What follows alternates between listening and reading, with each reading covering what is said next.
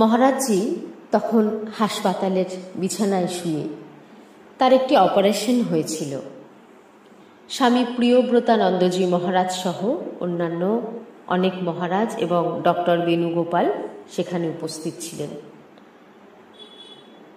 প্রিয়ব্রতানন্দজি মহারাজ তার ডায়েরিতে লিখছেন, আমি তখনও খাটের কাছে দাঁড়িয়ে তাকিয়ে আছি মহারাজজির দিকে।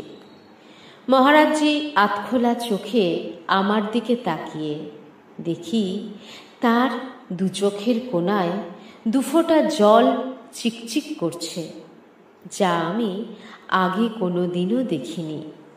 আমার মনে হলো নিশ্চয়ই মহারাজজির খুব কষ্ট হচ্ছে, কারণ অন্যান্য রোগীদের বেলায়ও দেখেছি কি ভীষণ ব্যথা ও কষ্ট হয়।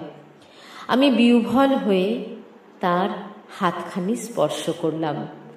ব্যথা কাতর স্বরে তাকে জিজ্ঞাসা করলাম, মহারাজ, খুব কি কষ্ট হচ্ছে?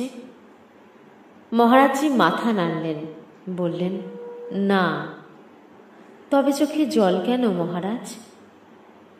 10-15 সেকেন্ড পর ধীরে ধীরে থেমে থেমে বলতে লাগলেন মহারাজজি, কাল সারা রাত দেখি প্রভু পাশে বসে আছেন। আজ সকালেও দেখলাম এই খাটের চারপাশে পায়চারি করছেন। একবার এদিক থেকে ওদিক যাচ্ছেন, আবার ওদিক থেকে এদিকে ফিরে আসছেন। তার অহেতুক কৃপার কথা ভেবে চোখের জল আসছে। বলতে বলতে গলা ধরে এলো মহারাজজির। জলের ফোঁটা দুটো আর বাধা মানল না, ঝরে পড়ল গাল বেয়ে বালিশের ওপর।